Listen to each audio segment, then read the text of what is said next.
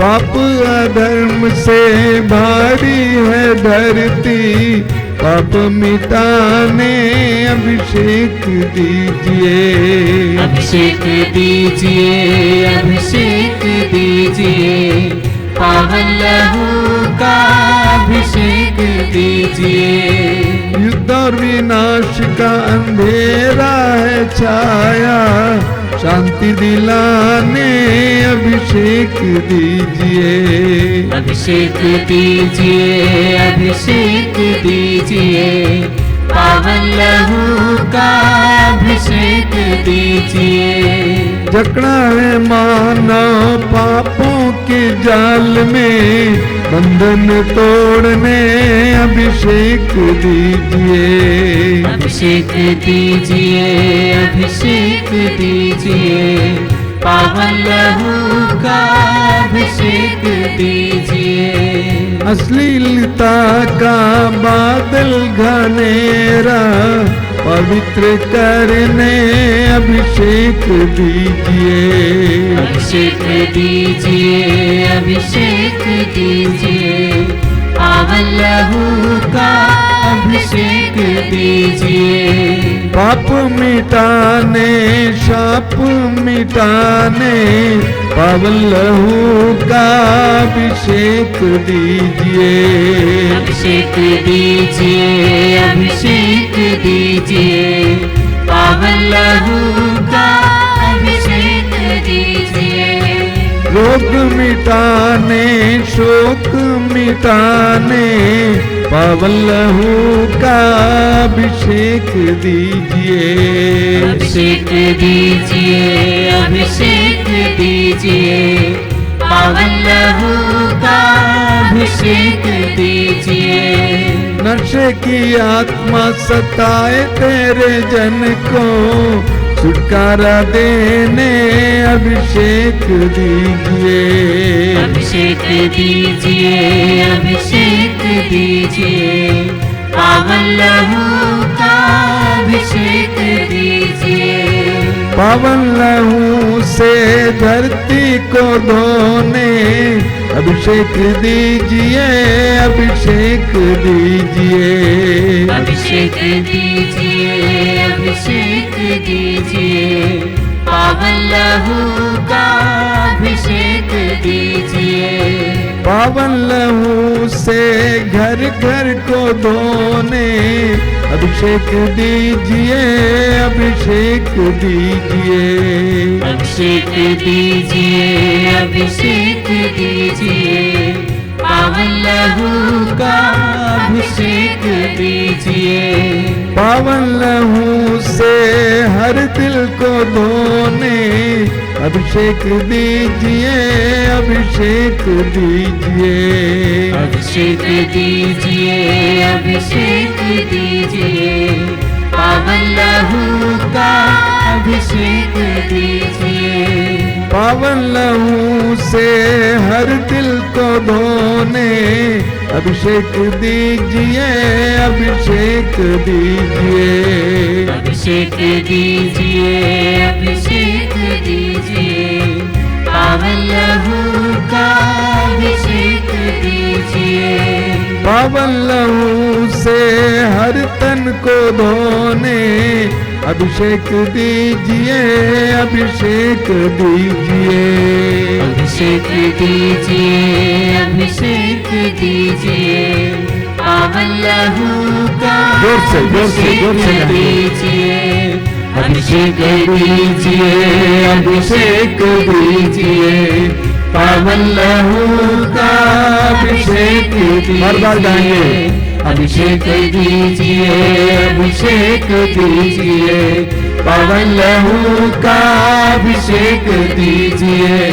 अभिषेक दीजिए, अभिषेक दीजिए, पावन लहू का अभिषेक दीजिए। Hallelujah, hallelujah, hallelujah, hallelujah, hallelujah, hallelujah, hallelujah, hallelujah, hallelujah, hallelujah, hallelujah, hallelujah, hallelujah, hallelujah, hallelujah, hallelujah, hallelujah, hallelujah, hallelujah.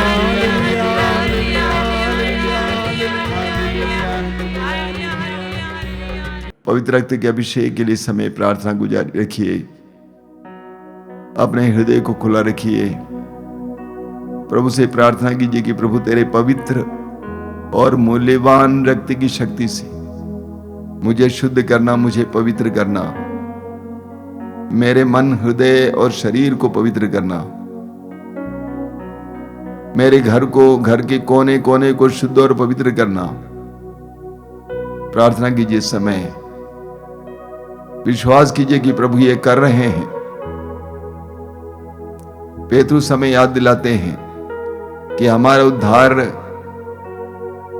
प्रभु यीशु मसीह के मूल्यवान रक्त की कीमत पर हुआ है। उस मूल्यवान रक्त की शक्ति और सामर्थ्य से इस समय हमें शुद्धिकरण मिले, हम पवित्र किए जाएं, हमारे घर, घर का कोना कोना पवित्र किया जाए। धन्यवाद यीशु, तेरी स्तुति, तेरी आराधना, तेरी महिमा।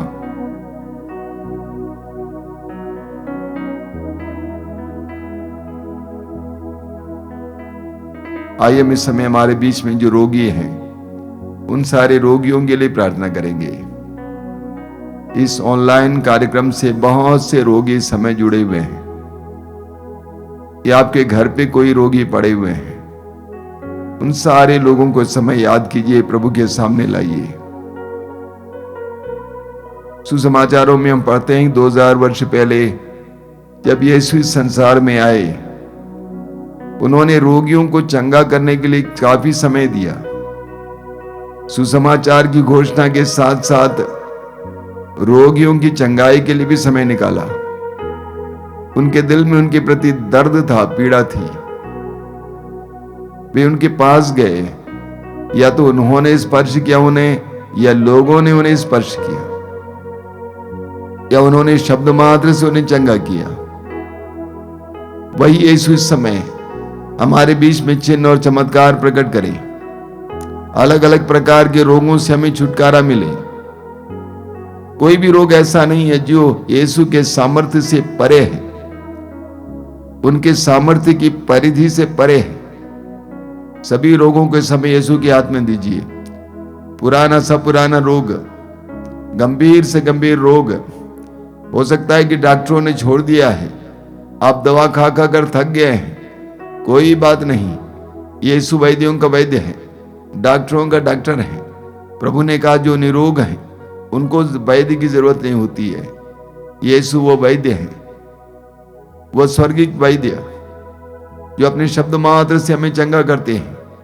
इस समय अपने रोग को प्रभु के हाथ में समर्पित कीजिए और मुंह खोल कर इस समय स्वतंत्र रूप से प्रभु की स्तुति और आराधना करते जाइए। Hallelujah, hallelujah, hallelujah. यीशु के नाम पर, यीशु के सामर्थ्यवान नाम पर, शक्तिशाली नाम पर, यीशु के पवित्र रक्त की योग्यता और शक्ति के द्वारा इसी वक्त इस प्रार्थना में भाग लेने वाले एक एक भाई बहन, विशेष करके रोगियों को चंगाई मिले। बड़े से बड़े रोग से, गंभीर से गंभीर रोग से, पुराने से पुराने रोग से चंगाई मिले, छुटकारा मिले, चंगाई मिले, छुटकारा मिले, चंगाई मिले, छुटकारा मिले।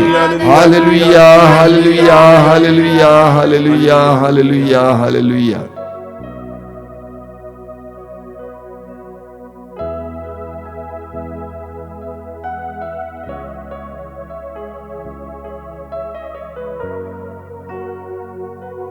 बड़ी भक्ति और श्रद्धा के साथ हम इस समय प्रभु की आशीष पाएं।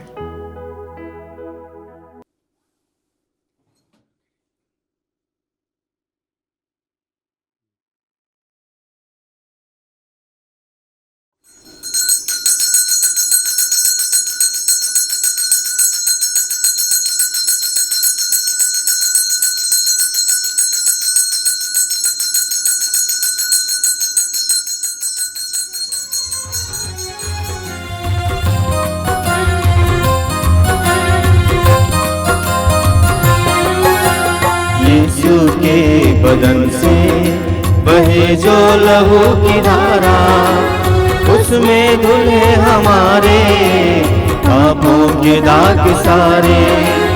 यीशु के बदन से बहे जो लहू की धारा, उसमें